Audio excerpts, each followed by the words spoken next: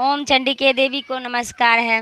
मार्कंडेय जी ने कहा, पितामह, जो इस संसार में परम गोपनीय तथा मनुष्य को सब प्रकार से रक्षा करने वाला है और जो अब तक आपने दूसरे किसी के सामने प्रकट नहीं किया हो, ऐसा कोई साधन मुझे बताइए। ब्रह्मा जी बोले, ब्राह्मण, ऐसा साधन तो एक देवी का कवच ही है, जो गोपनीय से भी परम गोपनीय, पवित्र तथा संपूर्ण प्राणियों का उपकार करने वाला है। महामुनि से श्रवण करो। देवी की 9 मूर्तियां हैं, जिन्हें नव दुर्गा कहते हैं।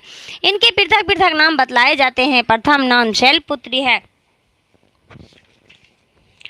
दूसरी मूर्तिका का नाम ब्रह्मचारिणी है, तीसरा स्वरूप चंद्रघंटा के नाम से प्रसिद्ध है। चौथी मूर्ति को कुसुमांडा कहते हैं। पांचवा दुर्गा का नाम स्कंद माता है। देवी के छठे रूप को कल्याणी कहते हैं। सातवां कालरात्रि और आठवां स्वरूप महागौरी के नाम से प्रसिद्ध है। नवमी दुर्गा का नाम सिद्धदात्री है। ये सब नाम सर्वज्ञ महात्मा वेद भावनाओं के द्वारा ही प्रतिपादित हुए हैं।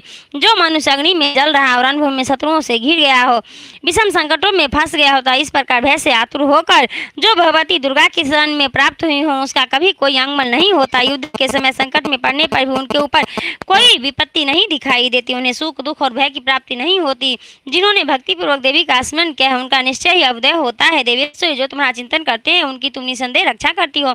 चामुंडा देवी प्रेत पर आरूढ़ होती है, बारह में भेजे पर सवार करती है। इंद्र का वाहन ऐरावत हाथी है। वैष्णवी देवी गुरूर पर ही आसन जमाती है। महेश्वरी विश्व पर आरूढ़ होती है। कौमारी का वाहन मयूर है। भगवान विष्णु की प्रियतमा लक्ष्मी देवी कमल के आसन पर विराजमान है और हाथ में कमल धारण किए हुए है। विश्व पारूर से ईश्वरी देवी ने श्वेत रूप धारण कर रखा है। ब्रह्म देवी हंस पर बैठी हुई है और सब प्रकार के आभूषणों से विभूषित है। इस प्रकार ये सभी माताएं सब प्रकार की योग शक्ति से संपन्न है। इनके सिवा और भी बहुत सी देवियां हैं, जो अनेक प्रकार के आभूषणों की शोभा से युक्त नाना प्रकार के रत्न से सुशोभित है। ये संपूर्ण देवियां क्रोध में भरी हुई है और भक्तों की रक्षा के लिए रथ पर बैठी दिखाई देती है। शंख, चक्र, गदा, शक्ति, हल और मूसल, खेटक और तोमर, परशु तथा पाशकुंत और त्रिशूल एवं उत्तम स्वर्ण धनुष आदि अस्त्र शस्त्र अपने हाथों में धारण करती हो। दैत्यों को शरीर का नाश करना, भक्तों का अभय दान देना और देवताओं का कल्याण करना, यही उनके शस्त्र धारण उद्देश्य है।